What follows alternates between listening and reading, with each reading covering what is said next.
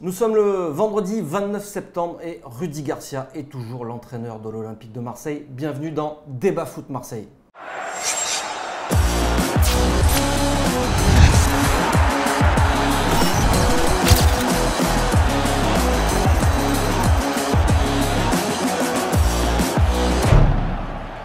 Salut à tous et bienvenue dans Débat Foot Marseille. L'Olympique de Marseille s'est incliné hier soir en Europa League. Et est-ce la crise ? On va en parler.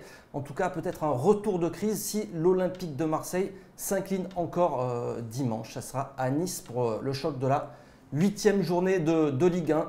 On va donc déjà dans un premier temps débriefer cette rencontre. Et pour ça, j'ai le plaisir d'accueillir notre confrère du Tarpimbien, Mathias Pujade. Salut Mathias. Salut Benjamin. Merci en tout cas d'avoir accepté notre invitation. Ah bah de rien, merci à vous pour l'invitation. Comment se porte le Tarpimbien ? Bah écoute, écoute, le Tarpimbien va très bien. Tarpimbien, C'était la blague facile. Bah oui, c'est facile, mais bon, facile et nul, on doit te la faire à chaque fois. C'est vrai, on me l'a fait beaucoup. Donc, du coup, j'essaie toujours de trouver un nouveau truc et tout, dire le Tarpimbien va bien, non, mais bon, c'est vrai qu'à chaque fois on dit Tarpimbien. Voilà. Un petit live aussi, un gros live même, certainement dimanche pour le match, parce que vous faites ça aussi. Exactement, on fait ça depuis 4 matchs, il me semble. On a commencé avec Monaco et voilà, maintenant on commente le match en live avec toujours un invité. Et voilà, on aura Hervé Berkane dimanche avec nous pour commenter le match. C'est pas vrai. Si. Mais alors, il refuse de venir chez nous, il vient chez nous. Ah bah voilà, tu vois. Il faut dire en plus de tout le reste, parce que le Tarpimbien, c'est un agenda culturel et c'est toute l'actualité culturelle de Marseille. Exactement. Tout ce qui touche à Marseille d'une façon ou d'une autre, avec toujours un petit côté un peu fun et décalé. Voilà, l'OM, on aime bien justement faire un truc fun, on se marre, on déconne à commenter le match. Et puis voilà, comme tu disais, on a un agenda culturel. Et on viendra certainement, si tu nous invites, peut-être y participer un de ces jours, on ne sait jamais. Eh bien, avec grand plaisir. Le monsieur qui est à côté de toi, qui a pris la parole alors qu'on ne lui a pas donné, mal poli. Mourad Hertz. Merci Mourad de participer aussi à cette émission. Ouais. Tu es un fidèle. Eh oui. Voilà. Et j'espère que au bout d'un an, tu seras prononcé mon nom de manière correcte. Cyril, c'est ça Cyril Hartz. C'est Mourad Hartz. Voilà, Hartz, c'est mieux, tu vois, c'est côté belge un petit peu. Allez, on lance l'émission. On passe tout de suite au débrief.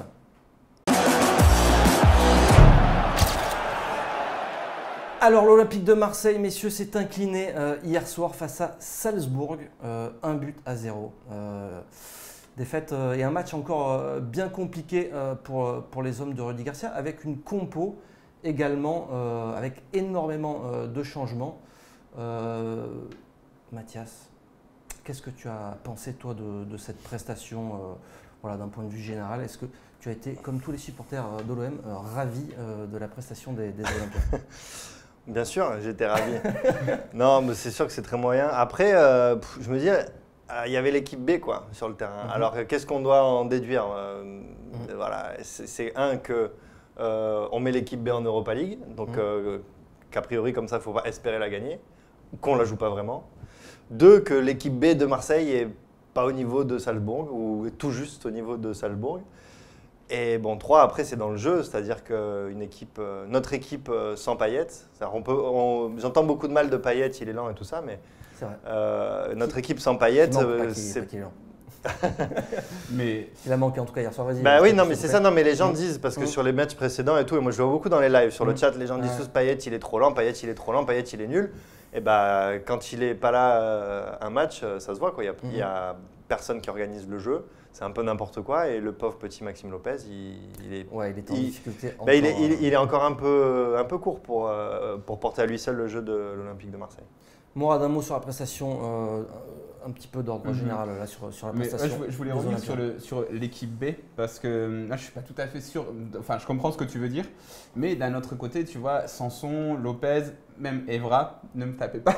À la base, c'est pas censé être des remplaçants. C'est censé être des titulaires. Même Germain d'ailleurs, Germain, c'est censé être un titulaire plus que NG. Donc, ce sont pas tout à fait des remplaçants. Tu vois, c'est des mecs qui sont proches du truc. Moi, je pense pas que le problème était au niveau des joueurs qui étaient sur le terrain. Parce qu'il n'y a réellement que Bounassar et Yoann Pelé qui étaient les véritables remplaçants, mais c'est plutôt un truc global, quoi. En fait, ce match, on ne l'a pas joué. On l'a joué moyennement, sans envie, en se disant ça va venir tout seul, c'est Salzbourg. Salzbourg, qui est d'ailleurs, je réponds à toutes les personnes qui ont été un peu outrées quand j'ai dit que c'était un faux club. Mais si je dis ça, c'est pas que je ne respecte pas les clubs d'Europe de l'Est, vu que j'adore l'Europe de l'Est, que je respecte énormément toutes les institutions historiques, mais le FC Red Bull Salzbourg, voilà, pour moi, c'est pas un vrai club. Le club historique de Salzbourg, c'était l'Austria Salzbourg, qui est redescendu dans les divisions inférieures pour remonter. Donc ça, c'est un club de marque. C'est un centre de formation, c'est ça? Voilà, c'est un peu un centre de formation. Après, l'équipe sur le terrain, elle n'était pas si mal. Centre de formation d'un grand L'un club. des meilleurs centres de formation d'Europe. Exactement.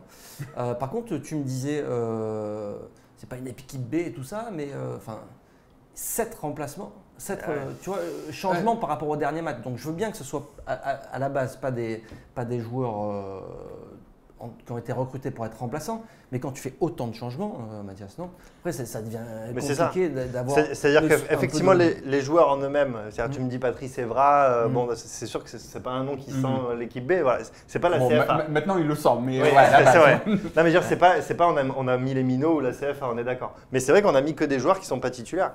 Evra est plus du tout titulaire et je pense qu'on est tous d'accord là-dessus. Surtout vu la prestation d'Amavi, voilà, vu les prestations d'Amavi. Pelé, alors Pelé il fait l'Europa League, d'accord.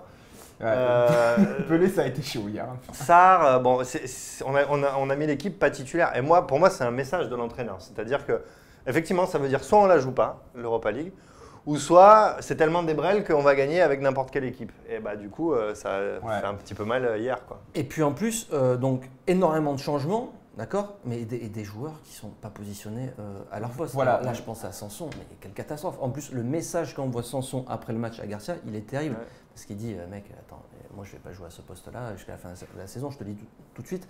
D'autant plus qu'il l'avait dit à la conférence de presse, lors de sa présentation, il l'avait déjà annoncé à Garcia. Donc déjà, Sanson, il a à peu près perdu. Ouais, donc, voilà, mais Sanson, c'est un bon exemple sur les positionnements. Parce que beaucoup de changements et des positions.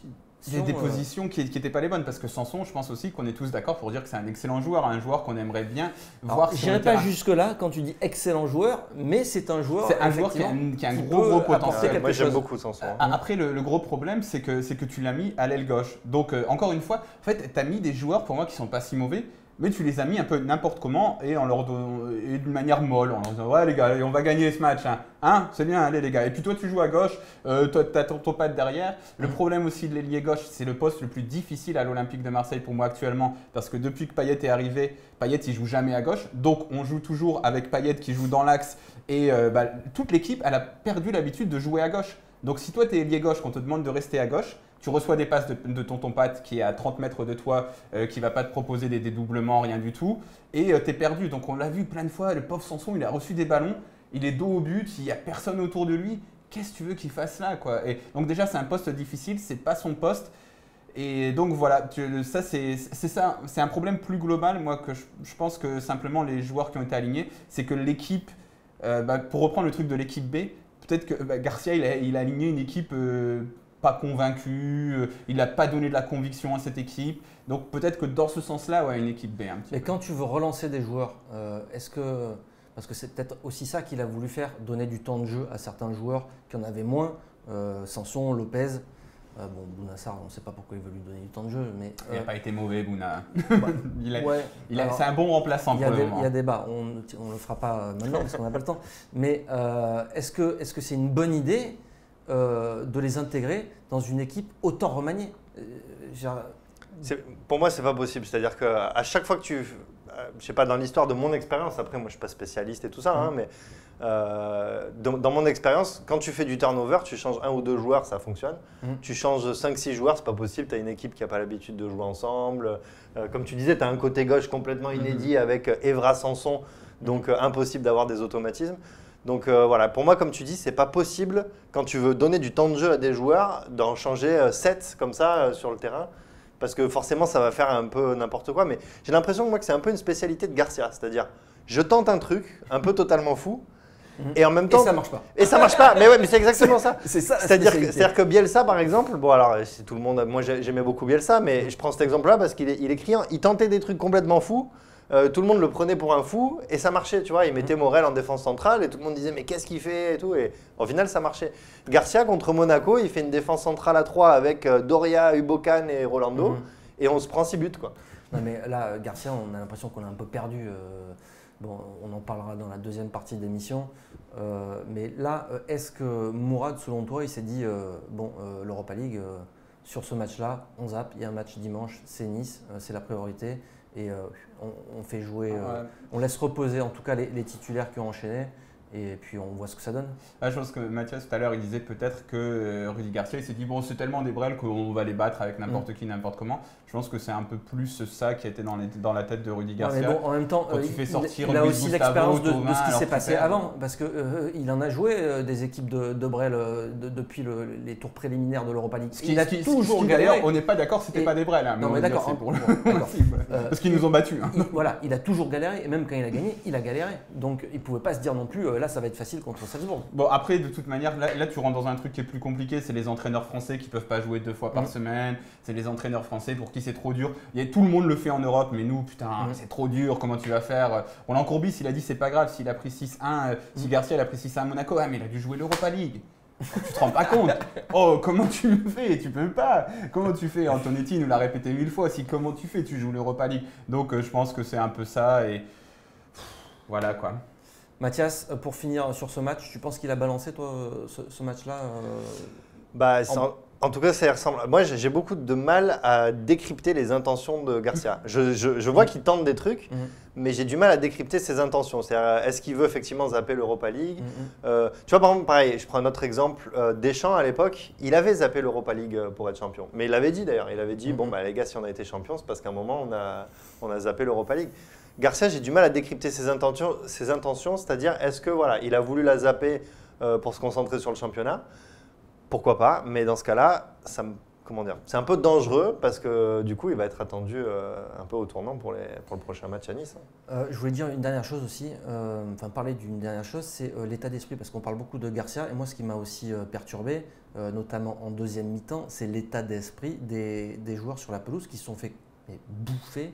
Enfin, ils n'ont pas joué un match de Coupe d'Europe, c'est ce qu'on s'est dit pendant c'est ce que je te dis. Il n'y avait pas de conviction dans cette équipe. L'équipe, elle n'était pas préparée pour jouer un match. En fait, on leur a dit, ouais, vous rentrez, vous faites le boulot. Il a dû leur dire, non, en fait, il les a mal préparés psychologiquement et on peut le critiquer tactiquement, mais aussi un entraîneur, c'est aussi c'est pas aussi aux joueurs de se mentale. responsabiliser un petit peu. Il y a quand même des joueurs expérimentés dans cette équipe-là. Tu as la réponse si tu veux, si tu compares la deuxième saison d'Eli Bob à Nigo et la saison avec Marcelo Bielsa. Les joueurs, c'est très difficile, ou même mieux, qu'est-ce que je dis? Tu vois, la dernière saison de Deschamps et la première saison d'Eli Bob. Là, tu étais dans ce truc. Donc, les joueurs, ils ont décidé de savonner la planche de Deschamps. Ils n'ont rien foutu en seconde partie de saison. On termine 10e. Les mêmes joueurs, la saison d'après, avec un Eli Bob qui tenait pas super bien son groupe, ils se sont auto-responsabilisés. Ils ont terminé 2e. La saison d'après, ils en ont marre un petit peu. Il y a un peu des trucs, il y a des nouveaux. Tu ne peux pas compter sur des joueurs pour se responsabiliser. Il faut qu'il y ait un vrai patron qui soit derrière. Il faut qu'il y ait un environnement qui soit sain et qui soit costaud et qui te… Tu vois, Lyon, tu peux dire ce que tu veux. L'entraîneur, il est… Voilà, c'est bon, jeu des yeux quoi. Mais tu as quand même un truc autour. Tu sais que Jean-Michel Aulas, il va venir, tu as quand même un truc, tu as quand même une structure. Donc là, moi, je pense que… Tu penses que les joueurs sont en train de lâcher Garcia? C'est compliqué de répondre à cette question parce que… On se souvient quand les joueurs défendaient Mitchell. Ils aimaient bien Mitchell parce qu'ils aimaient bien… Ils aimaient bien Eli Bob aussi, ils aimaient bien les tennis-ballons, l'entraînement. Et des fois, ils aiment bien les mecs. Mais c'est pas pour ça qu'ils sont bons sur le terrain. Et j'ai l'impression qu'il y a des joueurs qui, en off, on commence à entendre certaines choses. Certains joueurs qui commencent à se plaindre de Garcia. Mais je pense que de manière générale, les joueurs, ils se disent « Ah, Rudy Garcia, il est sympa. » Quand il est parti de la Roma, à la fin, c'était la débandade totale. Mais quand il est parti, tous les joueurs ont fait des grands messages d'adieu. Merci, mister, etc. Tout ça. Donc je pense que Rudy Garcia, il entretient ce rapport un peu bizarre entre… les joueurs l'aiment bien. Et donc, ils sont un peu dans un confort. Mais d'un autre côté, est-ce qu'il les fait vraiment performer? Je ne pense pas qu'ils l'ont lâché, mais… peut-être que la situation va faire qu'ils vont le lâcher sur le terrain. Allez, on va finir là-dessus pour ce débrief et on va passer au gros débat. Donc un résultat à Nice ou la crise, mon cher Mourad. C'est le gros débat du jour. Alors le gros débat du jour, mes chers amis, c'est le choc de dimanche face à Nice. Si l'OM fait un mauvais résultat, est-ce qu'on va retomber dans la crise? Alors, il y a un mois, c'était déjà la crise. Après les résultats, les contre-performances et plutôt même les fessées contre Monaco, puis contre Rennes, grosse crise. On se posait même la question de savoir faut-il garder Garcia, faut-il s'en séparer tout de suite ou attendre? Et puis parce que Mourad, par exemple, toi, tu me disais il va y avoir des matchs finalement que Garcia va pouvoir gagner. Eh bien, il les a gagnés.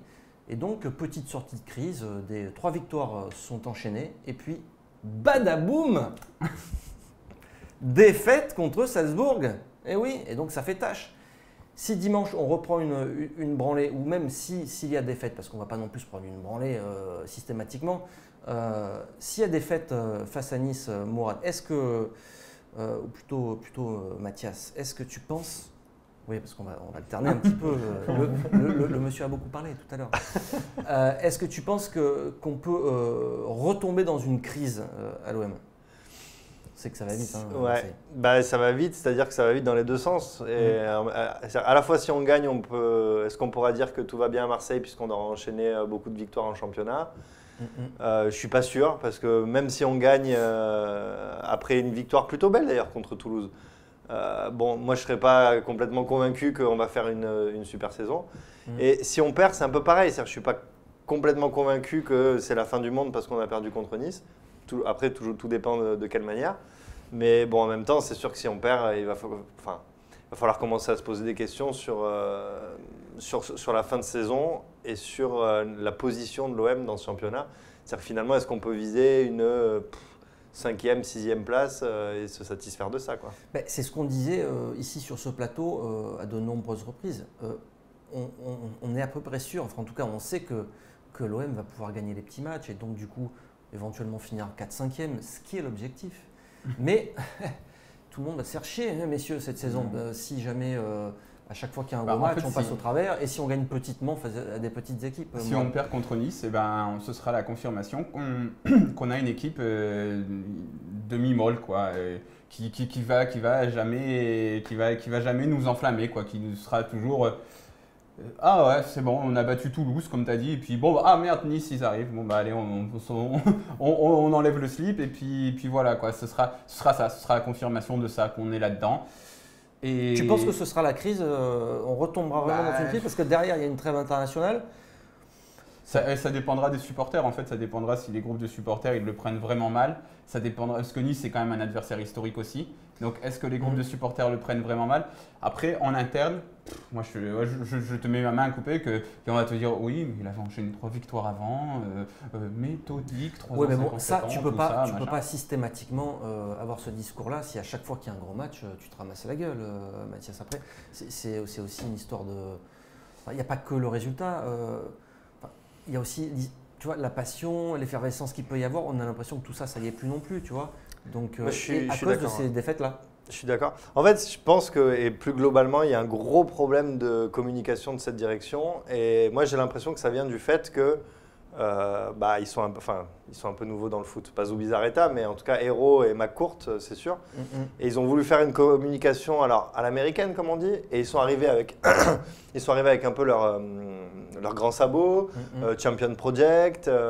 C'est fort quand même de dire ça en annonçant des sommes. Alors moi personnellement j'ai halluciné, hein, c'est-à-dire que des mecs qui annoncent des sommes et tout, moi qui suis un peu de l'école Pape Diouf à l'époque, c'est-à-dire l'OM ne sera pas la vache à lait du championnat et tout ça, j'ai un peu halluciné de tout ça. Et puis j'ai l'impression que maintenant ils se retrouvent empêtrés dans leur communication, c'est-à-dire que obligés de justifier les sommes qu'ils ont annoncées, obligés de justifier le mot de Champions Project alors qu'on ne gagne pas tous les matchs et que de toute façon en face il y a Paris et Monaco.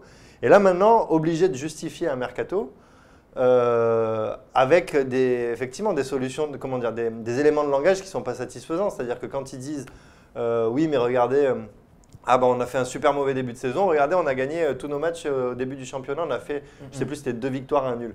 Et bah, bim, 6-1 contre Monaco. Ils comptaient même les matchs amicaux, les matchs de préparation. Ouais, voilà. Ouais. C'était les matchs d'entraînement et tout. Garcia, tu penses qu'il joue gros là à Nice, Mourad? Non, je pense pas. Je pense pas. Malheureusement, je pense qu'il va pas jouer gros parce que bon, on en parlait hors antenne. Et Mathias a dit un truc qui était très juste. Ça dépend de si la direction pense que Rudy Garcia est. Comment tu as dit oui, c'est ça. L'homme Soit il est l'homme de la situation, soit il ne l'est pas, pour Hero en tout cas. Et pour moi, le problème il est là. C'est-à-dire que s'il ne l'est pas et que Hero le garde pour sauver la face en disant maintenant que je l'ai choisi et que j'ai dit que c'était l'homme de la situation, je le garde au moins jusqu'à la fin de la saison. Et ce n'est pas une bonne solution, sportivement et d'un point de vue de la communication. Parce que d'un point de vue de la communication, moi je préfère un président qui dirait ok, on s'est trompé, c'était pas l'homme de la situation, il nous faut quelqu'un d'autre. Et c'est là où j'étais pas d'accord avec toi, parce que moi je pense que Jacques-Henri Hérault, dans sa tête, Rudy Garcia c'est le manager, quoi. C'est the man, c'est le gars qu'il faut, et que même s'il y a quelques contre-coups, etc., là, il va te dire oui, c'est normal, il y a quelques petits obstacles, tout ça, mais Rudy Garcia.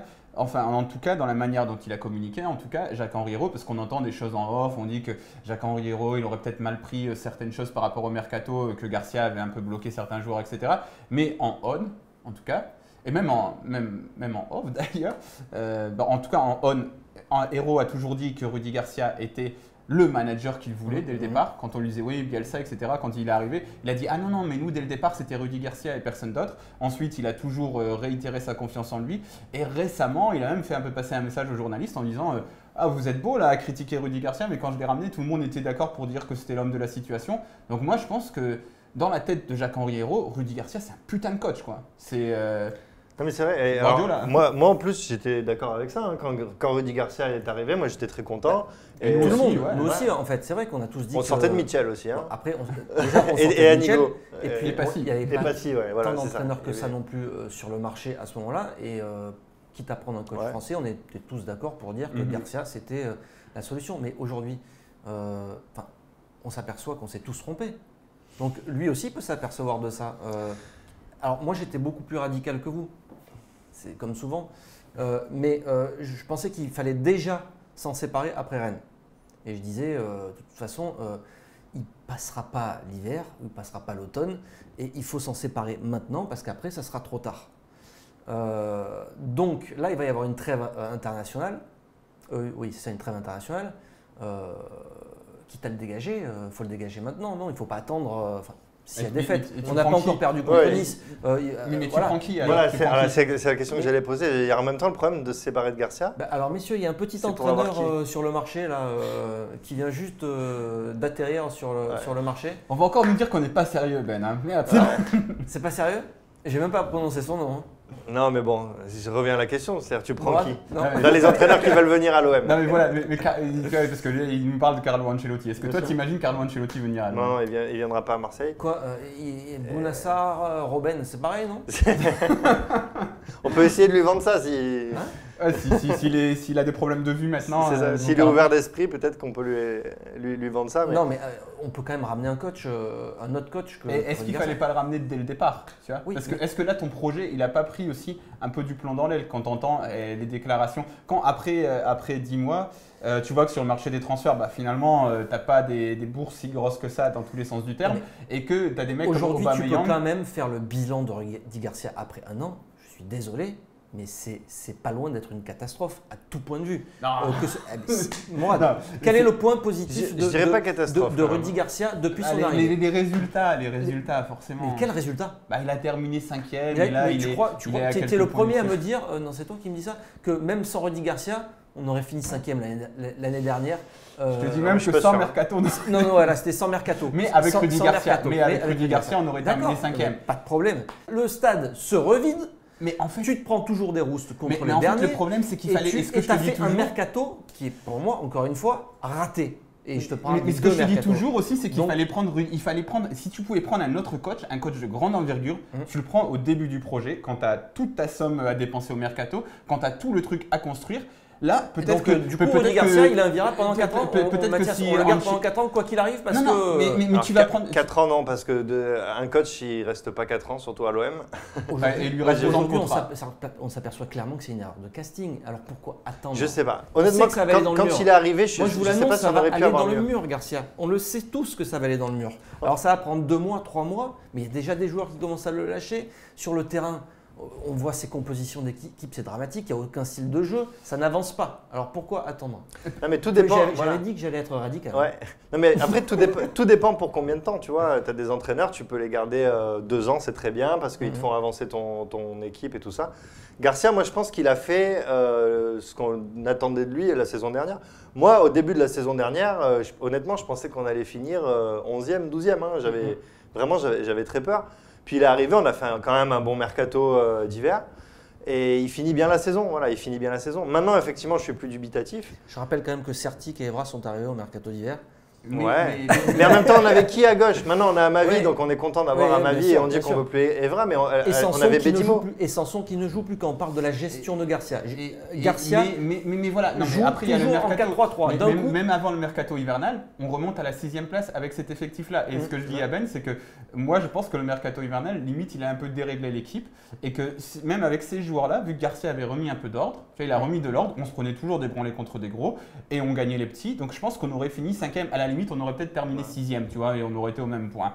Donc tu vois, il a quand même ça pour lui, Garcia. Après le problème, est-ce que tu dis oui, mais ça va aller dans le mur? Mais qui te dit, tu vois, là tu vas jouer à Nice, après tu joues à Strasbourg. Qui te dit que tu gagnes pas Strasbourg? Et après tu joues Guimarães. Mais on va les battre, moi je vais te dire. Voilà. On va les battre, les petites équipes, on va les gagner. Alors, Regarde le stade aujourd'hui. Le problème, c'est que tu raisonnes comme un supporter, alors qu'il faut essayer, pour comprendre est-ce qu'il est virable, de raisonner comme Jacques-Henri Hérault, le patron d'entreprise. Le patron d'entreprise, il pense que Rudy Garcia, c'est un putain de manager. C'est Guardiola. Donc, il se dit, bon, il a des contre-coups, etc., des machins, mais on va continuer à aller de l'avant. Et moi, je pense que si on continue comme ça, à gagner les petits et puis à se prendre des rousses contre les gros, eh ben Jacouille, je ne sais pas s'il sera si malheureux que ça. Et donc, les gens au stade, la passion, tout ça, ça compte plus, Mathias?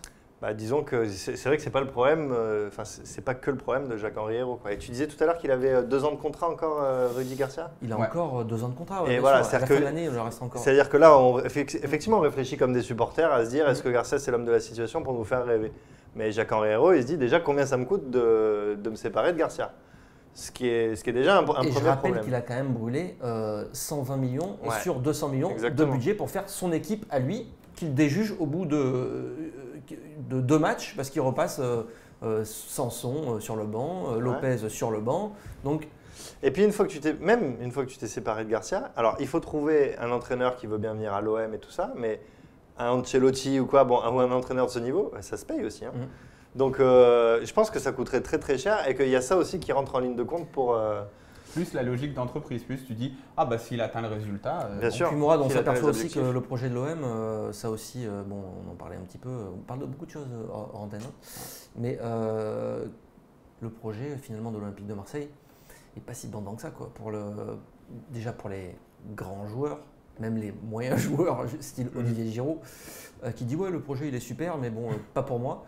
Aubameyang, il a dit à peu près la même chose aussi. Et donc ça te replace. C'est pour ça que je dis Ancelotti, peut-être que tu vois, au tout départ, quand il y avait cette idée, là on va revenir fort, etc., peut-être que là tu pouvais prendre un mec comme ça.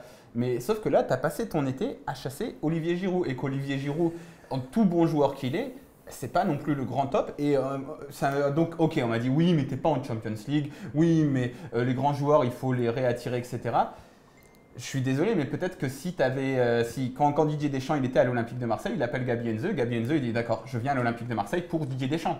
C'est aussi peut-être aussi le mec qui était sur le banc. Il y a un moment aussi, il faut le dire, Rudy Garcia, il attire personne, quoi. Il attire pas les joueurs. Et donc, il y a un moment peut-être que il y avait possibilité de faire quelque chose, mais tu as un peu tout ramené à la baisse en prenant un coach qu'on a salué à son arrivée, mais qui au final n'est pas si attirant pour les joueurs à l'extérieur, qui au final prend des joueurs en plus de ça qui ne sont pas si attirants pour l'extérieur également, et que tes moyens ils sont limités. Donc je pense que là le projet, voilà, quand tu vois, si t'es un playboy, si tu es censé être un playboy et que tu passes ton été à chasser Juliette Binoche comme si c'était Scarlett Johansson, à un moment ta cote elle commence à prendre un coup. C'est un peu ce qui est arrivé à l'OM Champions Project cet été. On a passé notre été à chasser Olivier Giroud. Olivier Giroud nous a mis un stop.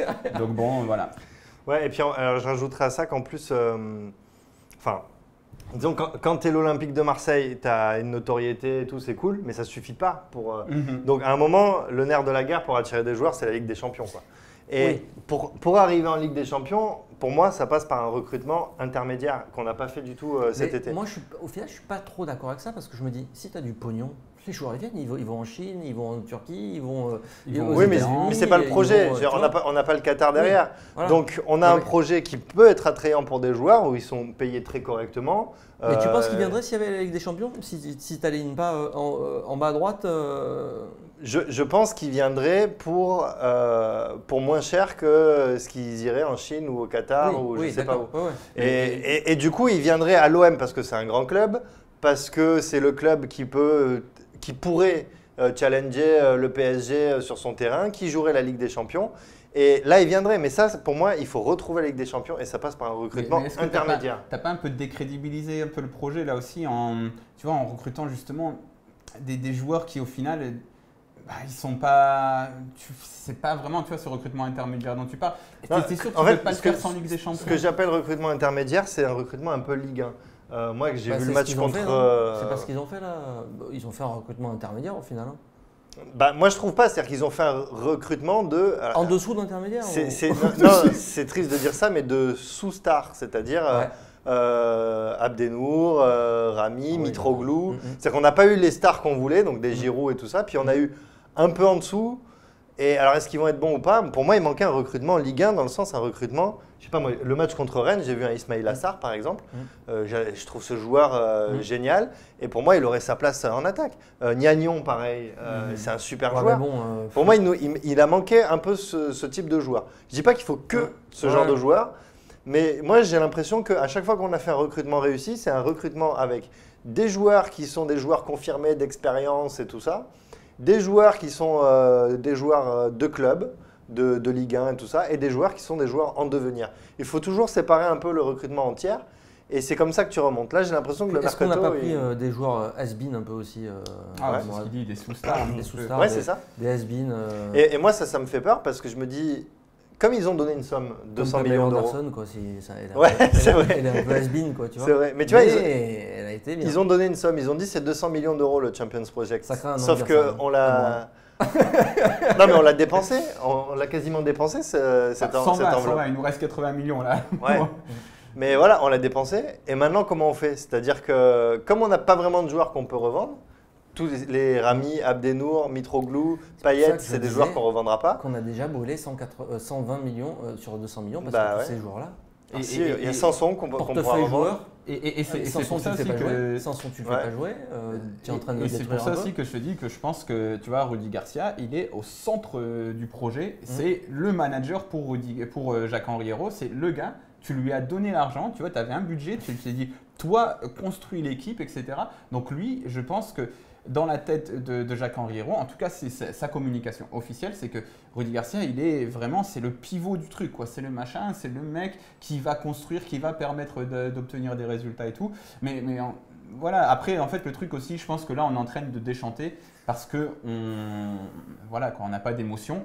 Et je me demande si ça, c'est un truc que tu peux mettre, tu peux quantifier ça dans un PowerPoint de présentation de projet ou c'est de choses comme ça. En termes de stats, de mettre est-ce que tu la peux stat planifier émotion, 80% après le match. Mais est-ce que tu peux la planifier 60%. Tu vois, tu peux pas planifier, il va falloir qu'on crée de l'émotion. Tu as essayé, tu t'es dit on prend Rudy Garcia qui est un coach supposément offensif, donc il va faire du jeu au Vélodrome, donc ça fait de l'émotion. Tu t'es dit ça c'est A plus B, c'est bon, tu prends un mec qui fait du jeu, hop, ça fait ça, ça fait ça. C'est raisonnement d'entreprise. Donc là, le problème, c'est que l'OM, c'est tout sauf une entreprise, quoi. C'est quand même un truc un peu particulier. Et puis, il y en a plein aussi qui nous ont dit, quand on critiquait ça un petit peu, ils nous ont dit « Mais on en a marre de voir un OM bordélique, etc. On veut voir un OM organisé. » Bah, voilà, ton OM organisé, tu vas gagner contre Strasbourg et perdre contre le PSG. Voilà. Ouais, moi, je trouve que l'OM est bordélique. Hein. Je trouve pas que ce soit organisé. Hein. Ouais, des charrières centrales avec… Doria, Ubocan et Rolando. Je pense qu'il disait plus en termes de gestion, de communication. Tu vois, genre ton D'accord, tout est bien dans les cases. On a le gentil entraîneur, le gentil joueur, le gentil président, et puis le gentil projet. On a un gentil projet, quoi. Après, le projet à long terme, les mecs, ça fait 1 an qu'ils sont là. Hein. Ils prennent Garcia, que ça fonctionne ou que ça ne fonctionne pas, ils peuvent toujours se planter. Je veux dire, c'est pas très grave. Juste pour dire que ça ne remet pas forcément en cause tout le travail qu'ils font au club. Voilà. Non, mais moi j'ai l'impression que ça remet quand même en cause tout ce qu'ils ont fait depuis un an. Et c'est peut-être un peu grave. Mais c'est jouable, Mourad, tu penses aller chercher Nice aujourd'hui? Bah, ce qui est sûr, c'est que Nice, ils sont irréguliers depuis le début de saison, malgré que ce soit une bonne équipe. Ils reviennent. Mais ils ont des pics haut-bas. Après, de toute manière, pour moi, ce qui compte aussi, c'est de voir quelque chose de durable dans le jeu, d'avoir une identité de jeu, d'avoir une identité. Cette équipe, hier, moi, ce qui m'a choqué, c'est qu'elle n'avait pas d'identité. Ça, c'est choquant. Ça, c'est pas acceptable. Donc après, si tu as une identité… C'est pour ça que je te demandais qu'est-ce qui fonctionne depuis un an avec Rudy Garcia. Tu me dis les résultats. On parle tout le temps de résultats. Mais les gens qui vont au stade… Ok, il y a le résultat, mais je suis aussi, tu vois. Mais tu sais très bien que je suis d'accord avec toi sur ça. Mais moi, j'essaye de me dire, est-ce qu'on va vivre ça toute l'année ou est-ce que la direction peut possiblement changer cette donne-là et donc ça va être un tournant. Là, le mois qui arrive, le mois d'octobre, je pense que c'est un tournant, Mathias. Je sais pas si c'est un tournant. Je suis pas sûr parce que je me dis à la fin du mois d'octobre, on sera pas plus avancé sur la position de l'OM et voilà. Je pense que à la mi-saison, on en saura plus. Quoi. On en saura plus sur la position de l'OM à la fin de la saison. Mourad, on va finir là-dessus. Mois d'octobre compliqué. En fait, ce sera un tournant pour savoir si on va pouvoir avoir un minimum d'émotion cette saison ou pas. Si on termine avec défaite contre Nice, défaite contre Paris et que finalement c'est atténué parce que tu as battu 2 petites équipes, moi je me dirais qu'on va rester comme ça toute la saison et que voilà, on va avoir une demi-molle toute la saison. Désolé pour le statu quo. Allez, on va finir sur cette note positive. Ce débat qui a été très positif, non, sur Rudy Garcia encore une fois. Rudy, on t'aime. On est tous derrière lui. On va le soutenir dimanche. Non mais on rigole, mais on reste à fond derrière l'OM quand même. On espère que on a quand même l'équipe pour battre Nice. C'est pas parce qu'on émet des gros doutes sur le projet qu'on n'a pas conjugal, envie que ça réussisse. Mourad, non Moi, c'est un devoir conjugal de supporter l'OM. C'est ma femme, donc je suis obligé de la supporter. Allez, merci Mathias d'être venu ici nous voir. On se donne rendez-vous très certainement chez vous peut-être. Oui, avec grand plaisir. Merci beaucoup à vous pour l'invitation. Et puis voilà, vous êtes les bienvenus quand vous voulez pour faire un live avec nous. Impeccable, on viendra avec Mourad. Hein, Mourad, ça va? T'es chaud? Bien sûr. Allez, merci à tous de nous avoir suivis. On vous donne rendez-vous lundi pour un débat foot Marseille. On l'espère positif. Ça sera même mardi. Ça sera mardi. Lundi, le débrief. Et puis mardi, débat foot Marseille. Ciao, ciao. À très bientôt.